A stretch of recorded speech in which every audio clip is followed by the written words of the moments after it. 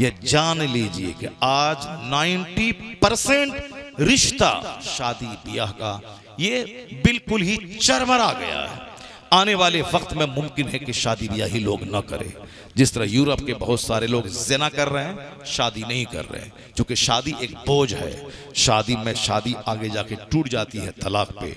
आगे में दो पार्टी, दोनों ग्रुप के लोग केस मुकदमा में लग जाते हैं। रिश्तेदारी बहुत कम है जो पायदार और मुस्तहकम हो रही है। अक्सर रिश्तेदारियां शादी से पहले मंगनी के नाम पे 50 आइटम की मिठाइयां हैं, ये है वो है, सब है। समधी एक साथ मिलके खस्सी का जो सर होता है उस सर को 2 टुकड़े करके समधी खाएगा, वो समधी इसको खिलाता है। आपके यहाँ होता है कि नहीं होता है? अक्सर हिंदुस्तान में ऐसा होता है। एक बैठ खाएंगे, एक पान का 2 टुकड़ा करेंगे। लेकिन जहाँ शादी हुई, शादी के बाद बस अब वो सारी मोहब्बतें खत्म होती हैं। अब दोनों खंजर लेके पीठ में भोंकने को तैयार रहता है। क्यों? हमने सोचा था कि हमको मर्सिडीज कार देगा, मगर नहीं दिया। अब बात नहीं करेंगे, उसके घर नहीं जाएंगे। हम 100 आदमी को बारात लेके गए, खाना ठीक से नहीं खिलाया, अब उसके दरवाजे पे कदम नहीं रखेंगे। बेटा है वो जाए अपनी बीवी के पास जाए, मगर हम नहीं जाएंगे। अब ये केस मुकदमा, लड़ाई झगड़ा, हर घर में औरतें बेचारी माँ बाप भाई बहन सबको छोड़ के ससुराल आई है। यहाँ सास अलग तंग कर रही है, ससुर अलग तंग कर रहा है, बेटा बेचारा पिस रहा है, माँ बाप का चेहरा देख रहा है कि बीवी को देखूं कि माँ बाप को देखूं।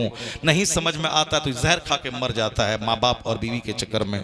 अगर नहीं तो 1 साइडेड फैसला ले लेता है कि बीवी कुलिया घर से बाहर चला गया, बाहर चलो वहीं कमाएंगे खाएंगे आराम से रहेंगे, ये बुढ़ा बुढ़िया ये दोनों परेशान कर रहा है। या फिर 1 साइडेड माँ की तरफ 1 साइडेड हो गया और बीवी को गाली देने लगा, मारने लगा। तो अब बेचारी औरत माँ बाप भाई बहन सारा संसार छोड़ के शौहर के पास आई है, और फिर शौहर भी उसका नहीं है, सास भी उसकी नहीं है, ससुर भी उसका नहीं है, देवर भी उसको डांटता है, घर के सारे लोग। ये बताया अब वो पेट्रोल छिड़क करके आग लगा के मर जाती है। रिश्तेदारी होती है खुशी के लिए, रिश्तेदारी होती है 2 खानदान के एकजा होने के लिए। मगर यहाँ रिश्तेदारी मुस्तफा के की तालीम की रोशनी में हो तब ना उसमें करार आए। हुजूर ने कहा है कि वो शादी सबसे बेहतर है जो कम खर्च वाली शादी हो।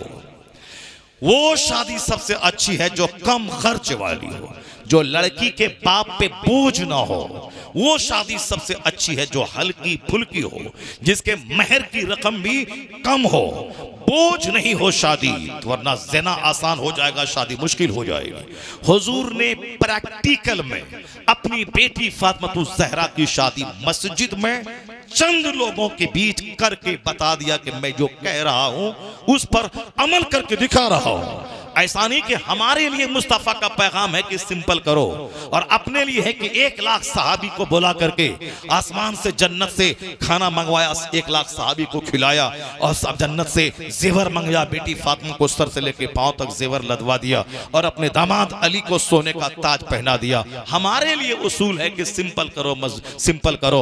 अपनी बेटी की शादी आपने खूब धूमधाम से जन्नती खजानों के साथ किया। नहीं, पूरी दुनिया में सबसे कम खर्च वाली सिंपल और सादी शादी अगर किसी की है तो मुस्तफा की बेटी सैयदा फातिमा की शादी है। मस्जिद नबवी में चंद सहाबा के बीच हुजूर ने अपनी बेटी फातिमा का निकाह मौला अली से कर दिया। वह मौला अली जिसके पास रहने का घर तक नहीं था, क्या करेगा, क्या कैसे खाएगा, कैसे मेरी बेटी को खिलाएगा, कुछ नहीं। यही तो है यकीन मिटा। अब बेटी दर दर की ठोकर खा रही है, अरबपति में दे दिया, वहां 2-4 चप्पल सुबह 2-4 चप्पल शाम, और शराबी 2-4 चापड़ मारता है, इसको दूसरी लड़की से मोहब्बत करता है, इसको दर दर की ठोकरें खाने के लिए छोड़ दिया है। दौलत देखा था, दौलत देख के दिया था, मेरी बेटी आराम से रहेगी। खिलाफे पैगंबर कसे रह गुजीर के हर चीज पर मंजिल न खाहत रसीद। मुस्तफा ने कहा था कि तुन कहूल मरअतु लिअरबा लिमालिहा वले जमालिहा वले हसबिहा वले दीनहा फस्फर बिज़ाति दीन। हुजूर ने कहा था शादी में 4 चीजें देखी जाती हैं, लड़की का खानदान, लड़की का हुस्न खूबसूरती, लड़की का माल, लड़की का दीन। तो हुजूर ने कहा था मैं तुमसे कहता हूं कि तुम सिर्फ माल मत देखना, हुस्न मत देखना, ऊंचा खानदान मत देखना, तुम सिर्फ दीन और अखलाक देखना कि दीन है या नहीं। दीनदारी है या नहीं। मुस्तफ़ा ने दीन देखने को कहा था, हमने खूबसूरती देखी, नाक लंबी है कि नहीं, चेहरे पे गोश्त भरा है कि नहीं, हाइट 7 फीट की, 5 फीट की, 6 फीट की है कि नहीं है। अब साहब बता, अक्सर औरतें आजकल औसत कद की होती हैं, बहुत अक्सर औरतें मियाना कद की होती हैं। अब जो ये 6 फीट की वह फिल्मी हीरोइन को देख करके ये चाहता है कि 6 फीट की लंबी मिले, अब कहां से औरतें आएंगी। अब साहब गोरी नारी मिले कहां। अक्सर औरतें काली पैदा हो रही हैं, दरमियाना कलर की पैदा हो रही हैं, गोरी नारी भी पैदा होती हैं, लेकिन हम रहे काला कलवा।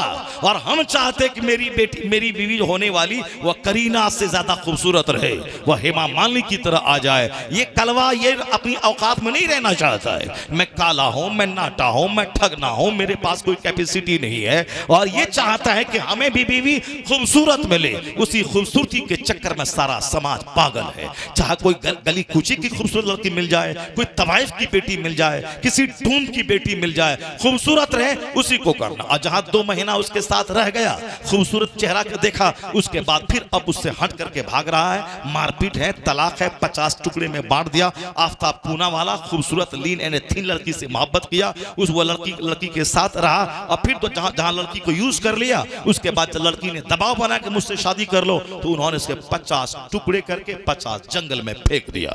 जज्बात में हकीकत नहीं देखा जाता है। आदमी सेक्सुअल डिजायर, ये मोहब्बत नहीं है, ये नफ्सानी ख्वाहिश है, ये प्रोस्टिट्यूट है, ये क्या है, ये साहब फाहिशा कहबाकारी है, ये कहबा खाना है, यानी तवाइफ की तरह कारोबार हो रहा है। ये मोहब्बत का रिश्ता दिल से होता है, मोहब्बत में गंदगी नहीं होती है, मोहब्बत में हाथ नहीं मिलाया जाता है, मोहब्बत में शादी से पहले मुंह नहीं चूमा जाता है, मोहब्बत में शादी से पहले होटलिंग नहीं होती है।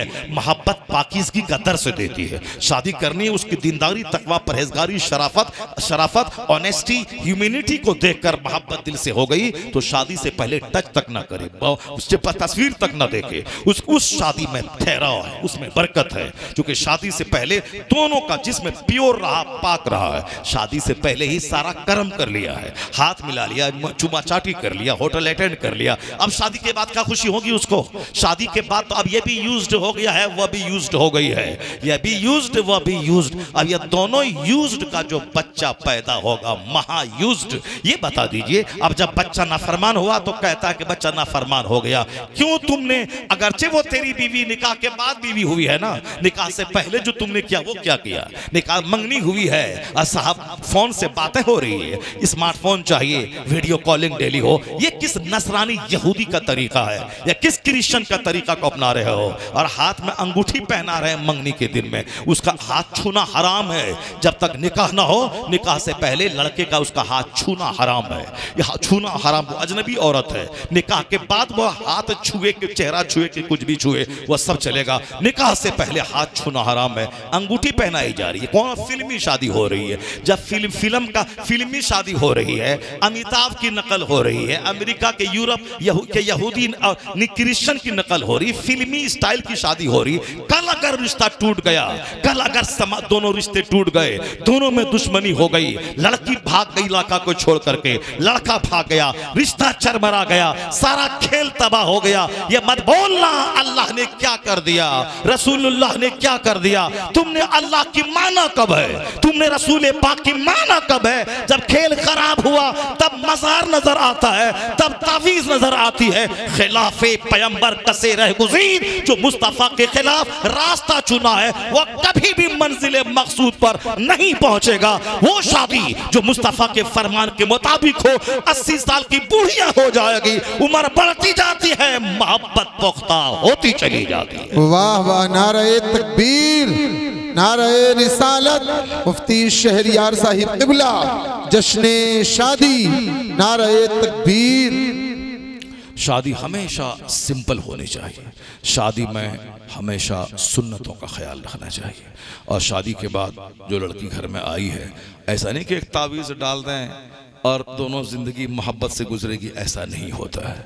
सरकार दो जहाँ की ज़िंदगी मॉडल इसीलिए है कि खुशहाल ज़िंदगी गुजारने के लिए एक दूसरे को समझना होगा, एक दूसरे की दी हुई तकलीफ पे सब्र करना होगा। सब्र सब्र सब्र, इसके अलावा और कुछ नहीं है। हुजूर ने फरमाया है कि औरतें टेढ़ी पसली से पैदा हुई हैं, तुम सीधा करना चाहोगे तो टूट जाएगी, और टूटना तलाक है। इसलिए ये टेढ़ी पसली से पैदा हुई है तो उनको उसी हालत पर रहने दे। ये बड़े काम की चीज़ है, फ़ायदे की चीज़ है। सारा संसार छोड़ के तेरे लिए आई है, इसलिए वो ज़्यादा बोलती है, सब्र करो। गुस्सा उसके पास है, सब्र करो। वो तेरे बच्चों को पालती है, वो तुझको सुकून पहुंचाती है, वो तुझको गुनाहों से रोकती है। टेढ़ी पसली से पैदा हुई है, जिद है, गुस्सा है। तुम मर्द हो, सब्र करो, घर तुम्हारा बाग बाग होता रहेगा। और अगर तुमने सोचा कि नहीं हम सीधा कर देंगे उसको, तुम मर जाओगे, कब्र में चले जाओगे। ये सीधी होने वाली नहीं है। सीधा करने का एक तरीका है, सब्र से रहो, शरीयत पे खुद अमल करो, उनको अमल करवाओ, फिर तुम्हारी आवाज पड़ोस के कान तक नहीं जाएगी।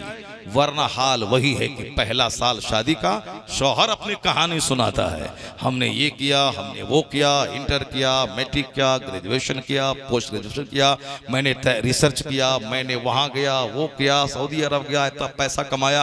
वो सुनती रहती माशाल्लाह माशाल्लाह माशाल्लाह। अब अगले साल बीवी सुनाती उसको, मैंने ये किया, मैंने उससे दोस्ती की, मैंने वो फ्रेंडशिप किया, मैंने इंटर में 99% नंबर लाया, मैंने वो किया, मैंने वो किया, मेरा बाप ये है, मेरा दादा वो है, मेरा भाई वो है, मेरा खानदान वो है। अब लड़का सुनता है। और शादी के तीसरे साल ये दोनों बोलते हैं, सारा मोहल्ला सुनता है। ये दोनों बोलते हैं, दोनों लड़ते हैं आपस में, और सारा मोहल्ला सुनता है। इसीलिए हमारे एक मौलाना साहब ने कहा था, जब तुम लोग आपस में लड़ते हो, सारे समाज में जलील हो रहे हो, ऐसा करो बेइज्जती से बचने के लिए दोनों मियाँ बीवी अरबी सीख लो, अरबी सीखो, तुम भी सीखो, वो भी सीखे। और जब दोनों आपस में लड़ोगे अरबी में, तो सारा समाज बोलेगा घर में फातिहा हो रही है, घर में फातिहा हो रही है। अगर वर नहीं तो मत लड़ो, चुपचाप रहो, आराम से रहो, तुम उसकी सुनो, वो तुम्हारी सुने। और अगर लड़ना ही है तो अरबी में लड़ो, ताकि समाज वाला बोलेगा कि घर में कुरान खानी हो रही है, फातिहा हो रही है। वरना जलील हो जाओगे, बेइज्जत हो जाओगे। सब्र। सरकार दो जहां के पास 11 बीवियां थी। सारी बीवियां समझती थी कि सरकार मुझसे ज्यादा प्यार करते हैं। ऐसा नहीं कि हुजूर फूंक देते थे, नहीं नहीं, सरकार दो जहां को एक बीवी ने तकलीफ पहुंचाई।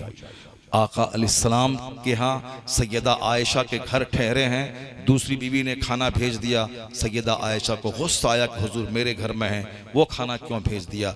एक तमाचा मारती हैं बांदी के हाथ में, पूरा प्याला टूट जाता है, सारा खाना गिर जाता है। कोई दूसरा शौहर होता तो अपनी बीवी को पिटाई करती हैं, वो भी मेरी बीवी है, तुम भी मेरी बीवी हो, अगर वो खाना भेज दिया तो फिर तुम क्यों ने उसको गिराया।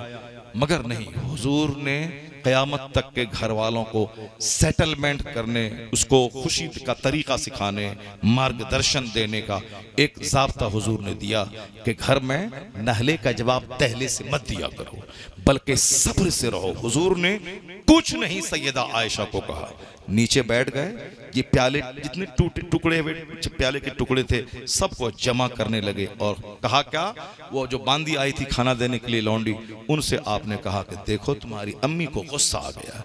इसके अलावा कुछ नहीं कहा, बल्कि आपने टूटे हुए टुकड़े को जमा करना शुरू किया। सैयदा आयशा का राह से रहा नहीं गया, दिल हिल गया।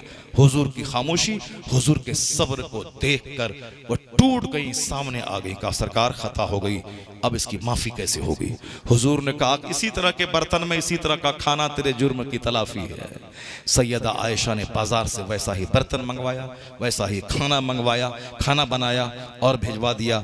पता ये चला कि हुजूर के घर में लड़ाई होती, मगर सरकार के सब्र ने कयामत तक की खवातीन को बता दिया कि सब्र से बनाया हुआ घर आबाद रहता है, जो घर बिगड़ने वाला हो बिगड़ने से बच जाता है। सरकार दो जहां मौलिम कायनात, इस तरह की बेशुमार सरकार की जिंदगी में बेशुमार सरकार के तरीके हैं जिसके से नूर मिलता है, जिससे हमें जिंदगी गुजारने का शऊर मिलता है। पर हम लोगों ने हुजूर को पढ़ना ही छोड़ दिया। सरकार दो जहां को ना मेरे बच्चे पढ़ते हैं, ना हम पढ़ते हैं, ना मेरे घर में हुजूर का चर्चा होता है। बस 12वीं का झंडा निकाल दिया, जुलूस निकाल दिया, बस जुमरात की फातिहा कर दिया, गौ से पाक लंगर उठा दिया, हो गया। न लंगर से फायदा होगा, न जुलूस से फायदा होगा। जब तक घर में हुजूर की सीरत का चर्चा नहीं होगा और जब तक बाल बच्चे को सरकार की जिंदगी बताई नहीं जाएगी, इर्तिदाद का मसला भी फैलेगा, घर टूटेगा, लड़ाई होगी। सबको रोकने का, खुश रहने का एक तरीका है, वही तरीका जो तरीका मुस्तफ़ा का दिखाया हुआ तरीका।